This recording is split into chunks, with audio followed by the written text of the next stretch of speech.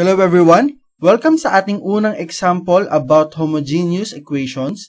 We have to obtain the general solution for the differential equation given.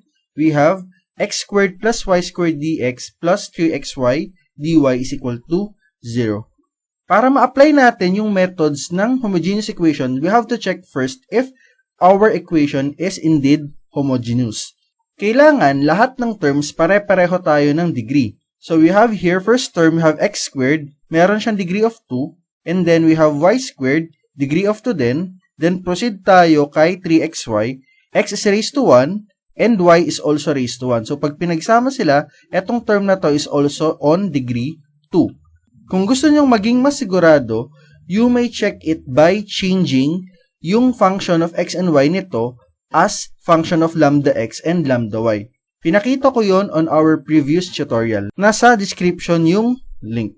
Ngayon, proceed na tayo sa ating equation. What I would like to suggest is i-distribute na natin to para pagkapalit natin mamaya ng variables, hindi na tayo gaano mahihirapan. So this is x squared. Distributing, this becomes x squared dx, and then we have y squared dx.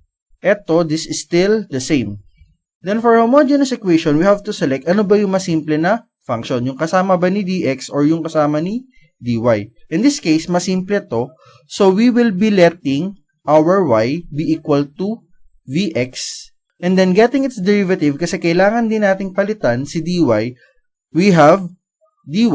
For this part product rule, we copy the first v, derivative ng second dx, plus we copy the second x times derivative of the first dv. So we have dy is equal to v dx plus x dv. Now we substitute etong mga value na to. Lahat ng y gagawin nating vx, lahat ng dy gagawin nating v dx plus x dv. Substituting, we have here y. So yung y squared natin magiging vx squared. And then ano pang y natin? We have here y. Tung 3x times y becomes vx. And then yung dy natin, it becomes v dx plus x dv. Again, nag-substitute lang tayo. Ginagawa natin to so that our homogeneous equation will be separable later on. Now, let us simplify. So, we have our vx squared. Ang mangyayari, this will become v squared x squared. Itong part na to. And then, for our next term, we will be multiplying. So, 3x times vx, this becomes 3v x squared. Inuna muna natin to para hindi tayo malito later on. So, one at a time lang. And then, tsaka natin siya i-distribute dito kay v dx tsaka kay x dv. Pag ginawa natin yun, it will become 3vx squared. So, imumultiply muna natin siya kay v dx. So, magiging square na yung v natin. Dalawa sila. This becomes 3v squared x squared dx plus, eto namang dalawang to, we have 3vx squared and then x dv. Yung x squared natin ay magiging x cubed.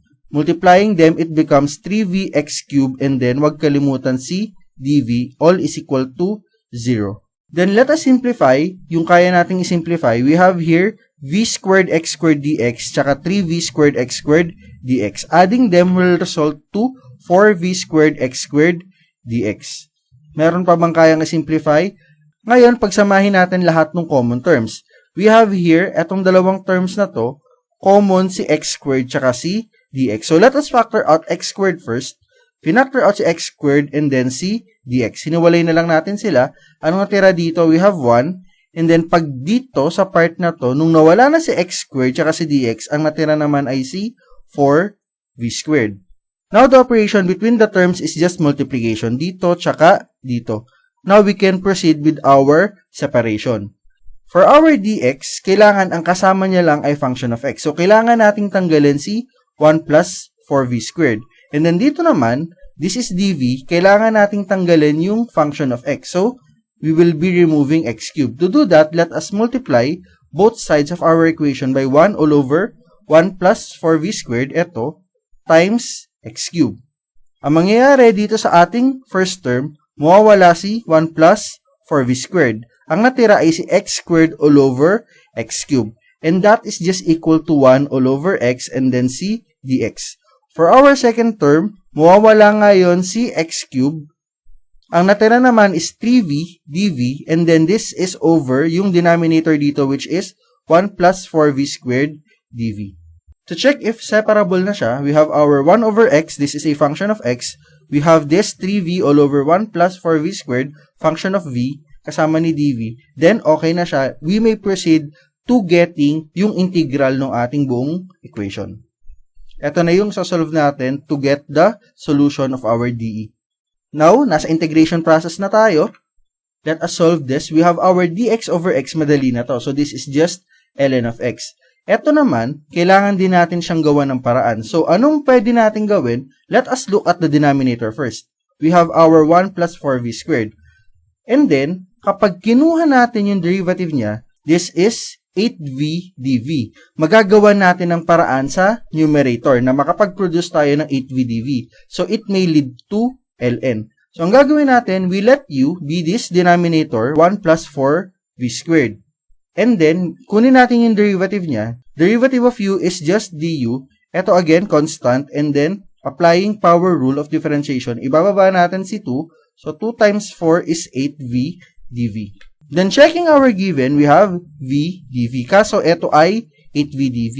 Para magpantay sila, so let us multiply both sides of our equation by 1 over 8. So, this is 1 all over 8.